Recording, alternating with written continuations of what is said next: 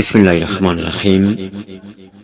اللہم صلی علی محمد وعلی آل محمد۔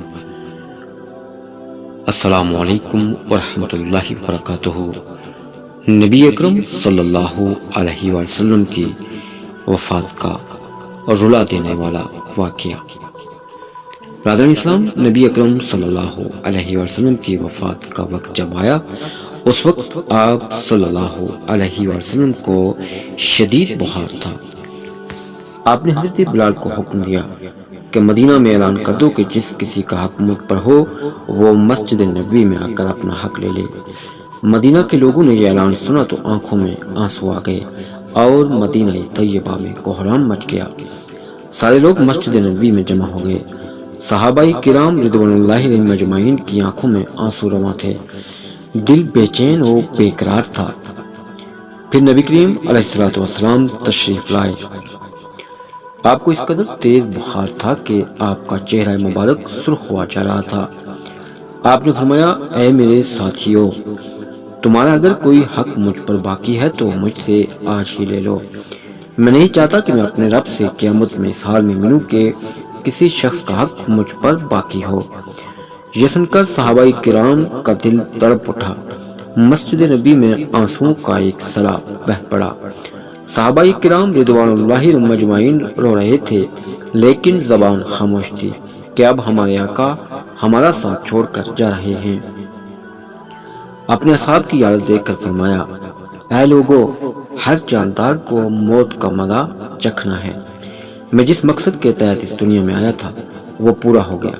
ہم لوگ کل قیامت میں ملیں گے۔ ایک صحابی کھڑے ہوئے، روایتوں میں ان کا نام عکاشہ آتا ہے۔ عرض کیا، یا رسول اللہ، میرا حق آپ پر باقی ہے۔ آپ جنگ احد کے لیے تشریف لے جا رہے تھے تو آپ کا کوڑا میری پیٹھ پر لگ گیا تھا، میں اس کا بدلہ چاہتا ہوں۔ یہ سن کر حضرت عمر کھڑے ہو گئے اور کہا، کیا تم نبی کریم صلی اللہ علیہ وسلم سے بدلہ لوگے؟ کیا تم دیکھتے نہیں کہ آپ بیمار ہیں؟ اگر بدلہ لینا ہی چاہتے ہو تو مجھے کوڑا مار لو، لیکن نبی کریم علیہ السلام سے بدلہ نہ لو۔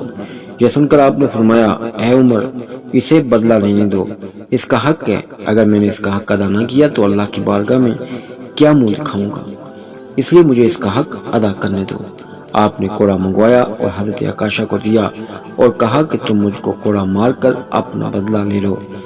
حضرت صحابہ کرام یہ منظر دیکھ کر بے تحاشا رو رہے تھے۔ حضرت عکاشہ نے کہا، اے اللہ کے رسول، میری ننگی پیٹھ پر آپ کا کوڑا لگا تھا۔ یہ سن کر نبی کریم صلی اللہ علیہ وسلم نے اپنا کرتا مبارک اتار دیا اور کہا، لو، تم میری پیٹھ پر کوڑا مار لو۔ حضرت عکاشہ نے جب اللہ کے رسول کی پیٹھ مبارک کو دیکھا تو کوڑا چھوڑ کر جلدی سے آپ کی پیٹھ مبارک کو چوم لیا اور کہا، یا رسول اللہ، فدا کا ابی و امی، میری کیا مجال کہ میں آپ کو کوڑا ماروں۔ میں تو یہ چاہتا تھا کہ آپ کی مبارک پیٹھ پر لگی مہر نبوت کو چوم کر جنت کا حقدار بن جاؤں۔ یہ سن کر آپ مسکرائے اور فرمایا، تم نے جنت واجب کر لی۔